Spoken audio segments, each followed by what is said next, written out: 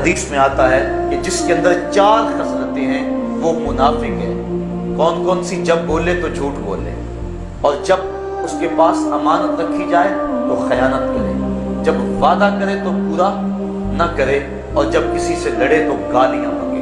فرمایا جس کے اندر یہ 4 خصلتیں ہیں وہ کامل منافق ہے، اور جس میں ان 4 خصلتوں میں سے کوئی ایک خصلت ہے تو اس میں نفاق کا کچھ حصہ موجود ہے۔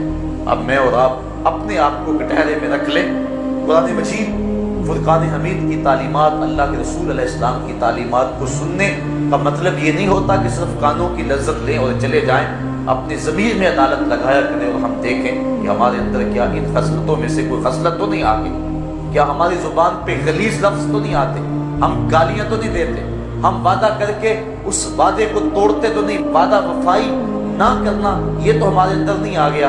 اور جب کوئی امانت ہمارے پاس رکھ لے پھر اس کو ہم امانت واپس نہ کریں، یہ خصلت بد ہمارے اندر تو نہیں ہے، اور جھوٹ بولنا یہ عادت تو ہمارے اندر پیدا نہیں ہوگی۔ اگر یہ ہے تو حضور نے فرمایا جس کے اندر یہ 4 خصلتیں ہیں اس کے اندر کامل نفاق آ گیا، اور جس کے اندر ان میں سے ایک ہے اس کے اندر نفاق کا کچھ حصہ ہے۔ اللہ امت مسلمہ کو جھوٹ جیسے مرض سے نجات عطا فرمائے۔ حضرت ابو ذر غفاری رضی اللہ تعالیٰ عنہ فرماتے جب میں حضور کی خدمت میں حاضر ہوا، اسلام کی دولت سے مالا مال ہوا، آقا کریم نے مجھ سے وعدے لیے، ایک تو حق کہنا چاہے قیامت آ جائے، دوسری بات خدا کے راستے میں ملامت کرنے والے کی ملامت سے نہیں ڈرنا۔ ابن حشام دیگر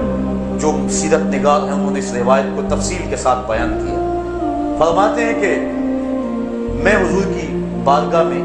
اسلام کی دولت سے مالا مال ہونے کے بعد سین حرم میں آیا، چونکہ رہنے والے مدینے کے تھے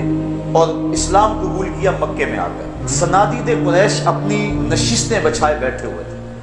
اور میں کعبۃ اللہ کی دیوار کے ساتھ کھڑا ہو گیا، اور میں نے اونچی زبان سے کہا لوگوں گواہ ہو جاؤ میں محمد عربی پر ایمان لے آیا ہوں۔ فرماتے ہیں ابھی لفظ میرے مکمل نہیں ہوئے تھے، مجھے نہیں پتا چلا کہ کہاں سے میرے اوپر پتھر برسنے لگے اور مجھے مارا پیٹا جانے لگا، اس قدر کہ میں لہو لہان ہو گیا اور موت کے بالکل قریب تھا کہ حضرت عباس بن عبد المطلب رضی اللہ تعالیٰ عنہ نے زور سے کہا اے قریش کے سرداروں اپنی معیشت پہ ترس کھاؤ، یہ شخص بنو غفار سے ہے، اور شام کو جو تمہارے قافلے جاتے ہیں وہ مدینے کے قریب سے گزر کے جاتے ہیں، اگر تم نے شخص کو قتل کر دیا تو اپنی معیشت کا قتل ہوگا، تمہارا کوئی قافلہ سلامتی سے گزر نہیں سکے گا، اس لیے اس شخص کی بات نہیں ہے معیشت کی بات ہے۔ کہتے انہوں نے میرے اوپر ترس کھایا اور مجھے چھوڑ دیا، میں آب زمزم کے ساتھ زخموں کو دھویا اور پھر چادر لی اور سین حرم میں لیٹ گیا۔ اب سنیے لفظ اگلے، حضرت ابو ذر غفاری فرماتے ہیں پھر ساری رات مجھے نیند نہ آئی، خیال آتا ہے شاید نیند اس لیے نہ آئی ہوگی کہ زخم دکھتے ہوں گے، خون رستا ہوگا، لیکن ابو ذر غفاری رضی اللہ تعالیٰ عنہ سے پوچھیے، کہتے ہیں مجھے نیند اس وجہ سے نہ آئی کہ دن نہیں چڑھ رہا تھا، مجھے اتنا لطف آیا تھا مار کھانے میں، راہ خدا میں جو زخم آئے تھے ان کی لذت ایسی تھی، میرا جی چاہتا تھا کہ جلدی دن چڑھے، قریش دوبارہ آ کے اپنی مسندوں پہ بیٹھے اور میں کعبے کی دیوار کے ساتھ کھڑے ہو کے دوبارہ رب کی توحید اور رسول کریم کی رسالت کا اقرار کروں، اور وہ اسی طرح میرے اوپر ٹوٹ پڑے اور میرا وہی حال ہو جو میرا گزشتہ دن حال ہوا، اور وہ لذت مجھ کو آئے۔ تو کہتے ہیں ساری رات تڑپتے میں نے گزار دی، آج رات ہی لمبی ہو گئی، دن ہی نہیں چڑھ رہا تھا،